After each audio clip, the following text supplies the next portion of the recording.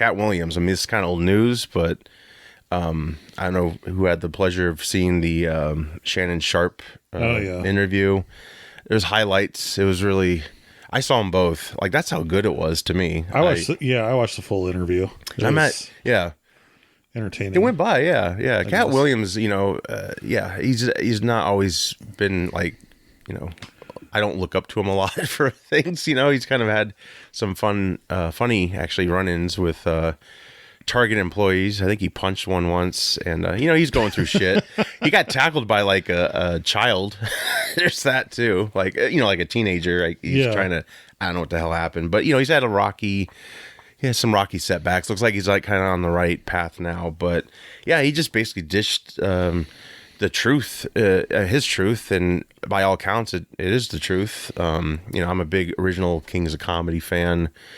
Over the years, Steve Harvey's kind of annoyed me, so I'm kind of like, I'm okay with him getting shit on. But yeah, he definitely went after him. He did. Yeah. He went after a lot of people. He did. Which one? All right.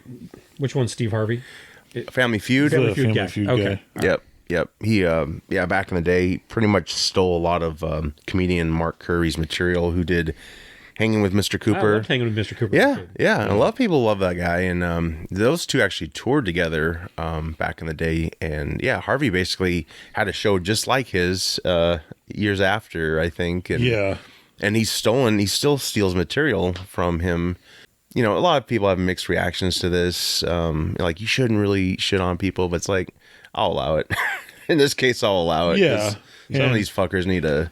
Well, and this is the first time I've watched Shannon Sharp's show. Same. Yeah. Or whatever. Like, is it normal for them to like sit there and sip alcohol and? Yeah, I think as time's gone by, they've changed the setup and stuff. But it's a nice setting. I don't think those chairs look comfy, but I didn't know if that was like the premise of it. Is like, hey, take a few sips. Kind of like a casual interview. Probably trying to channel Rogan a little bit. Maybe I don't know. He's a good interviewer. I mean, he was an ex-football player for Colorado, right?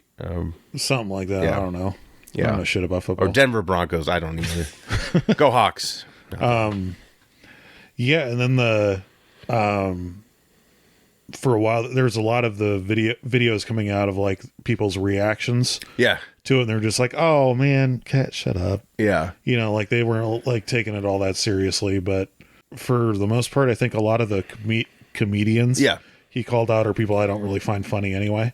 So right, like Cedric the Entertainer, I think him and Harvey are good entertainers, but not writers, obviously. From all accounts, even back at the original Kings of Comedy, I mean, Bernie Mac was pretty much the guy, which Katt said that they were jealous of, all but DL Hughley, I guess. Steve kind of picked on him, or just kind of did some shady shit. Even after the Kings, Bernie Mac was in Ocean's 11. He got offered that role, and Steve Harvey actually tried to call after that fact and steal it from him. And the producers of the film actually told Bernie, like, hey, your friend, check your boy, basically. Like, he tried to steal your part. It's disheartening, it sucks. Some of your idols or people you like from movies, when they do some terrible shit that comes to light, But that's kind of like, don't meet your heroes thing. Yeah, pretty much. You never know. Yeah. Whatever. Yeah, whatever for sure. goes on behind closed doors. Yeah. But. And Cedric the Entertainer stole one of Katt Williams' jokes. That was actually one of the best jokes he had on Kings of Comedy. It was about driving an old car and just, but he changed it to a spaceship or something. And then he had some really crazy, I don't know. He said Kevin Hart was a plant by the Illuminati or something like that. Yeah. Some of that I'm like, some of that stuff I don't know about that, weird, but okay. And that's when, and I'm not saying what he was saying was incredible, but right. Anybody has a tendency to lose some credibility. Yeah, of course. When all of a sudden it's, and then... It's like a conspiracy kind of thing. Yeah. Human beings are clones and the CIA is in on it. You tend to lose credibility when you go... Of course, yeah. When you stretch the boundaries of... Some of it's harder to believe than other things, but he made points about don't ever get in a dress if you're a black man, because I guess there's a big track record of... I think he had a few things to say about Ricky Smiley or something Tyler like that. Perry and stuff like that. Yeah. Which, I mean, if you do the math, Marlon Wayans, of course, attacked him on that because he's been in a dress. So, But yeah, I mean, some of it kind of makes sense, and you connect the dots to some of it, and it makes a lot of sense. And I think truthful to some extent. But yeah, overall, it's very, very entertaining. I know Chappelle's come out, which I'm kind of, I like Chappelle. I'm tired of him being the voice of reason. Like he's a man. He's flawed.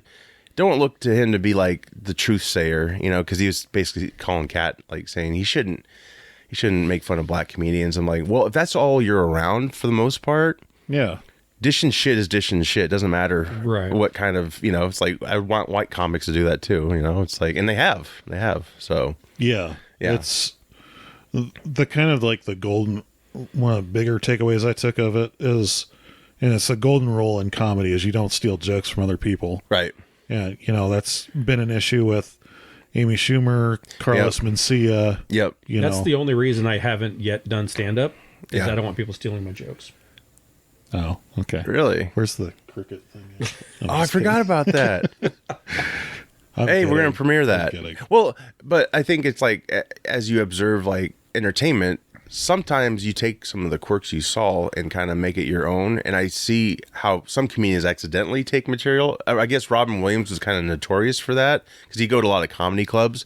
But if anyone ever like approached him, and I think there was like evidence, he'd actually pay them for the joke. Like, I'm sorry, but it wasn't like a deliberate thing. I think it was just like what he picked up, and but yeah, it's it's a rocky path. Yeah. But when it's like clearly stealing, like down I think that there's this thing called like Mancia, there's this this theory of the idea space where there's only so many ideas out there, and sometimes we can subconsciously reach this area of idea space where we pluck these ideas from, right? And it's the same, we're all occupying the same space, and so you see it with comic books all the time. When DC kills Captain America, or when DC kills Batman, Marvel kills Captain America, but then neither of them were killed. They were both just sent back in time and displaced in time. All around the one ripping the other one off, or is it the shared idea space that they're pulling from? I think with comedy it goes the same way. Now, where it becomes different is, like you said, the delivery. Maybe little bits and pieces there might be switched up. But it's not beyond the realm of possibility that, especially when you've got three of us inhabiting this same space, seeing the same thing, we might come up with the same jokes just sitting here, because of how connected we are in this moment. Sure. Yeah. Kings of Comedy, they spend that much time together. It's probably inevitable that jokes are going to be stolen. Right. I mean, it's inevitable. Yeah, of course. Now, how it's handled is sort of the question when that happens. Right. So. Yeah, I mean, I'm kind of careful with my own ideas, since, over the years, from hearing that, it's like, shit, I'd suck if something got stolen from you, it's like, fuck, I should have put on paper and like proof that this was mine. So I used to write anything that I would write, like comic book scripts or ideas or whatever. Is like I'd write it, it was dated, and I mailed myself a copy of it and kept it sealed, and that way I've got a postmark's date on it. Nice. Yeah. With the proof, and then when it comes in, I just put a sticky note on it and be like, okay, this was this idea, created on this day. So. Slick. Yeah, that's the right way to do it. But I know it's rocky out there, especially if you're. It was like the top story for like a week, and then everyone just kind of forgot about it. Yeah, other shit happened, obviously, but yeah, it got like I think it got 4 million views. Yeah. Steve Harvey's on the list. No, I don't know. Everyone was on the list. Oh my god, we all had parties.